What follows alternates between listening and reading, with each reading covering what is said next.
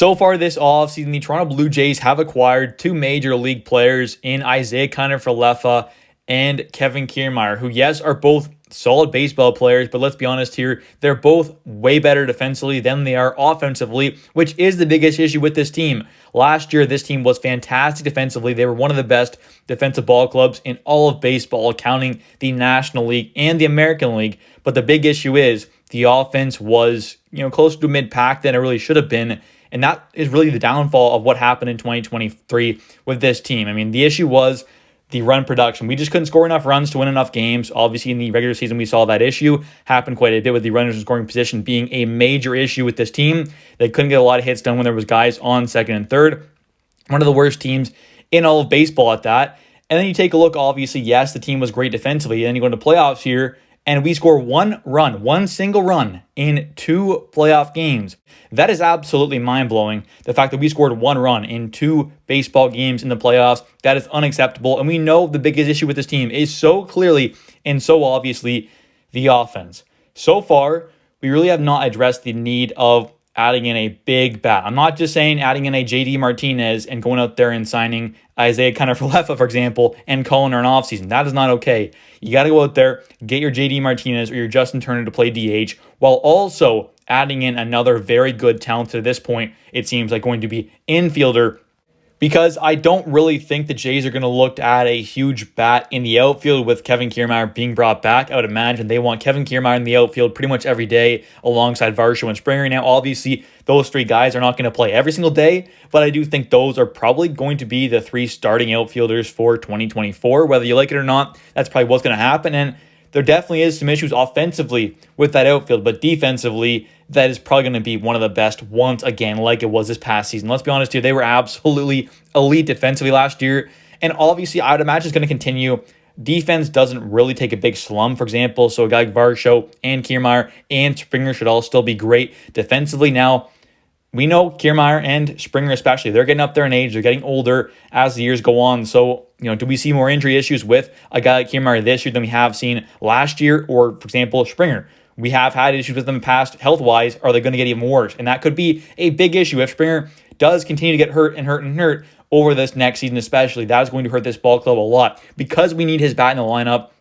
We know what his bat can be, and last year it was not really exactly where we expected it to be at and where it has been in the past for the Blue Jays. So hopefully Springer can bounce back offensively and he can get back into the 800 OPS range, something around there. That will definitely help out this outfield offense a ton.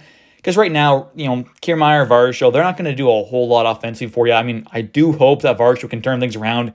And hopefully Varsho can get back to that mid-700 OPS type player that he was back with the Arizona Diamondbacks in 2021 and 2022. And I do think we still need to see that big bat acquired this offseason as well. We can't just go into the season with nearly the same roster that we had last year. And I don't think adding in a JD Martinez or a Justin Turner at DH is near enough offensively. We need to add in a big bat via trade, I think, alongside signing a guy like a JD Martinez or a Justin Turner to be that pretty much everyday DH. And since we did sign Isaiah kinner-falefa, I think we do need to see Santiago Espinal traded away. Now, I do like Espinal. I would have much rather just see Espinal stay on this team than bring in a guy like Isaiah kinner-falefa, who's going to be getting paid more than double what Espinal will be making over the next 2 seasons. But here we are. The Jays made this move. Personally, I don't like it. I don't think it's a good one. I think it's a bad contract, and it just doesn't make a whole lot of sense for what this team truly needs and for what we already have. But here we are. This is the spot we're in. And you take a look at the infielders on the 40-man roster for the Blue Jays right now. You have Addison Barger, Bo Bichette, Kevin Biggio, Ernie Clement, Santiago Espinal, obviously, Vladimir Guerrero Jr., Horwitz, Olivia Jimenez, Otto Lopez, Orelvis Martinez, and Davis Schneider. And since we do have so many talented infielders, that's kind of why I do think trading away a guy like Espinal makes a whole lot of sense, considering we do have a lot of guys who are either going to be ready for the MLB right now, coming in 2024 or in 2025 at some point as well. So we have a lot of guys who are going to come up at some point in the next couple of years.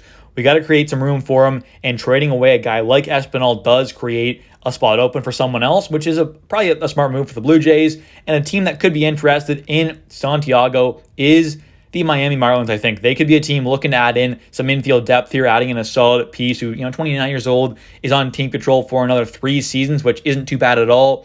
It can be maybe a league average hitter while playing some above average defense if he can turn things around while playing second, third, or short is not bad at all. So acquiring him for potentially a, depth pitcher from the Marlins could be a pretty smart move for both sides. Obviously, the Marlins could get a depth infielder. We get a depth pitcher. That could work out for both sides there. So I think that could definitely be a pretty good trade partner for the Toronto Blue Jays, the Miami Marlins, for Santiago Espinal.